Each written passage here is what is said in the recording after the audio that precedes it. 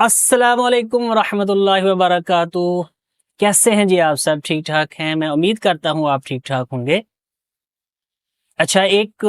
تازہ واقعہ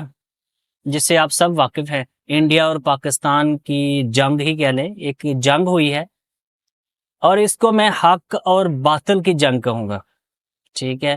آپ سب نے دیکھا کس طرح انڈیا کا میڈیا اور انڈیا کی وہ جو بے وقوف صحافی اور وہ سبھی، انہوں نے کس طرح جناب وہ سوشل میڈیا پہ دہائی دی، کس طرح سوشل میڈیا کے ذریعے انہوں نے میسج بھیجے، کس طرح انہوں نے دھمکیاں لگائی، کس طرح انہوں نے اپنی طاقت، اپنے غرور، اپنے تکبر سے پاکستان کو للکارا، کس طرح وہ مطلب دھمکی پر دھمکی دے رہے تھے، لیکن پاکستان نے تحمل مزاجی کا مظاہرہ کیا۔ اسی دوران انہوں نے ایک پہلگام کا واقعہ کیا اور اس واقعے کا سارا ملبہ پاکستان پر ڈال دیا ہے کہ یہ واقعہ پاکستان کی طرف سے ہوا ہے، پاکستان کی طرف سے کچھ وہ ٹیررسٹ، کچھ دہشت گرد انہوں نے بھیجے اور انہوں نے معصوم لوگوں کی جانیں لی، جو کہ سوشل میڈیا کا دور ہے۔ ہم سب جانتے ہیں، آپ بھی اچھی طرح جانتے ہیں کہ یہ ڈرامہ انہی کا رچایا ہوا ہے، مودی سرکار کا رچایا ہوا ڈرامہ ہے، اور اس پہ اتنا تماشا لگا کہ ایک جنگ کی صورتحال اختیار ہو گئی، ایک باقاعدہ جنگ ہو گئی۔ اور اس پہ جب بات بڑھ گئی تو ہمارے جو ہیرو، میں ان کی بات کرنا چاہوں گا، شاہد خان آفریدی، جس نے کرکٹ میں بھی اپنا لوہا منوایا، اور یہاں پر بھی انہوں نے ایک بڑی اچھی بات کہی ہے کہ جب آپ کے 7-8 لاکھ فوجی وہاں پہ پہرا دے رہے ہیں، ہر وقت وہاں پر وہ مصروف ہیں، تو کس طرح سے 4 آدمی گھستے ہیں اور وہ ان کو قتل کر کے واپس آ جاتے ہیں، کوئی نہیں دیکھ رہا، کوئی ان کی سپورٹ نہیں کر رہا، اور جو زخمی ہو رہے ہیں 1 گھنٹہ تک وہاں پر زخمی پڑے رہے، ان کو کسی نے سپورٹ نہیں کیا۔ اس کا مطلب کہ سب کے سب آپ نکمے ہو، نالائق ہو، آپ کسی قابل نہیں ہو، آپ ان کی فوج کو ہٹا دو۔ کیوں آپ ان کو پھر پال رہے ہو؟ کس چیز کی ان کو تنخواہ دے رہے ہو؟ اس نے یہ بات کہی، اور ساری کی ساری انڈیا کی جو میڈیا ہے اس کو ایسی مرچی لگے ہیں کہ اس کی دہائی پوری دنیا نے سنی ہے، اور اس کی دہائی کی جو شکل اختیار ہے وہ جنگ کی صورتحال میں شکل اختیار کر لی۔ اور جو جنگ ہوئی وہ بھی آپ سب نے دیکھی کہ کس طرح انڈیا نے بزدلانہ طور پہ پاکستان کے اوپر ڈرونز بھیجے، کس طرح اس نے رات کی تنہائی میں چھپ کے بزدلانہ طریقے سے پاکستان کے اوپر میزائل پھینکے، اور وہ مسجدوں کو شہید کیا گیا، معصوم بچوں کو شہید کیا گیا۔ لیکن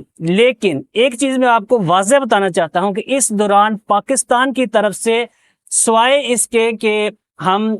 ہمارا دین امن چاہتا ہے، ہم امن پسند لوگ ہیں، امن کو ترجیح دیتے ہیں، اس سے آگے ہمارا کوئی، ہم نے نہیں بولا، کوئی تکبرانہ بولنے ہماری طرف سے بولا گیا۔ لیکن ہمارا اسلام بھی یہ کہتا ہے جب جنگ مسلط ہو جائے پھر جنگ لڑنا ضروری ہے، پھر پیچھے ہٹنا، جو پیچھے ہٹے گا وہ بزدل ہوگا۔ جب جنگ مسلط کی جائے تو پھر آپ سب نے دیکھا کہ جنگ کو مسلط کیا گیا۔ پہلے انہوں نے سندور کے نام سے آپریشن شروع کیا، جو کہ بالکل ناکام ہوا۔ ان کے طیارے ہم نے گرائے، ان کا جس پہ ان کو بڑا غرور تھا، بڑی طاقت تھی، رافیل طیارہ ہم نے گرایا، جس سے ان کو پتہ چل گیا کہ ہماری طاقت، ہمارا غرور، ہم نے جو بہت بڑے بڑے ہتھیار سنبھالے ہوئے تھے وہ تو محض کچھ بھی نہیں ہے۔ لیکن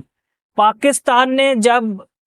بنیان مرصوص کے نام سے آپریشن شروع کیا، وہ ایک قرآن پاک کی آیت سے نام لیا گیا، ان اللہ یحب الذین یقاتلون فی سبیلہ کأنہم بنیان مرصوص۔ اس آیت کی جو لفظ ہے بنیان مرصوص سے آپریشن کا نام شروع کیا گیا۔ اور آپ کو یہ بھی بتانا چاہتا ہوں، ہم نے جب آپریشن کیا فجر کی نماز پڑھ کے اور نعرہ تکبیر سے، اور آپریشن کا نام ہے جی بنیان مرصوص، یعنی کہ سارا کچھ جو ہے وہ بالکل آسان طریقے سے اسلام کے مطابق کام ہوا اور اللہ نے فتح نصیب کی۔ تو ایک دفعہ پھر اللہ نے بتا دیا کہ طاقت کے ساتھ جنگ نہیں جیتی جا سکتی، غرور اور تکبر کام نہیں آئے گا، ہاں اگر کام آئے گا تو ایمانی جذبہ، آپ کے پاس اپنے دفاع کے لیے ساز و سامان بھی ہونا ضروری ہے، جدید ٹیکنالوجی ہونا ضروری ہے، لیکن اس کے ساتھ جب تک آپ کے اندر اللہ کی مدد نہیں آئے گی، جب تک آپ کے ساتھ اللہ کی نصرت نہیں آئے گی، نصر من اللہ و فتح قریب، جب تک وہ اللہ کی مدد حاصل نہیں ہوگی تب تک ہم نہیں جیت سکتے، خواہ وہ غزوہ بدر ہو، خواہ وہ ہم مسلمانوں کی ہسٹری دیکھ لیں، تعداد تھوڑی ہے، کفار کی تعداد زیادہ ہے، لیکن مسلمان جیتتے آئے ہیں، کس وجہ سے؟ کہ ایمان کی طاقت سے۔ ہم مسلمان، ہمارا تو ایمان ہی یہ ہے کہ اگر ہم جہاد کرتے ہوئے قتل ہوتے ہیں تو ہم شہید ہیں، شہید کے کتنے درجے ہیں آپ سب کو پتہ ہے، اگر ہم واپس لوٹ آتے ہیں تو ہم غازی ہیں، ہم پھر بھی ثواب کے مستحق ہیں۔ تو کفار تو واصل جہنم ہے، وہ تو مارا گیا، اس کا تو کوئی نعم البدل نہیں۔ مومن کے لیے دنیا قید خانہ ہے اور کافر کے لیے دنیا ہی جنت ہے، آخرت میں اس کا ٹھکانہ جہنم ہے۔ تو اس کے ساتھ ہی میں اپنی اس ویڈیو کو ختم کرتا ہوں۔ امید کرتا ہوں کہ اگر آئندہ بھی جیسا کہ آپ دیکھ رہے ہیں کہ بھارت ہمیں بار بار پھر دھمکیاں دے رہا ہے، پھر کوئی ڈرامہ رچانے کی کوشش کر رہا ہے، اگر ایسا ہوا تو انشاءاللہ پہلے سے بھرپور طریقے سے جواب دیا جائے گا۔ پاکستان زندہ باد، پاک فوج زندہ باد۔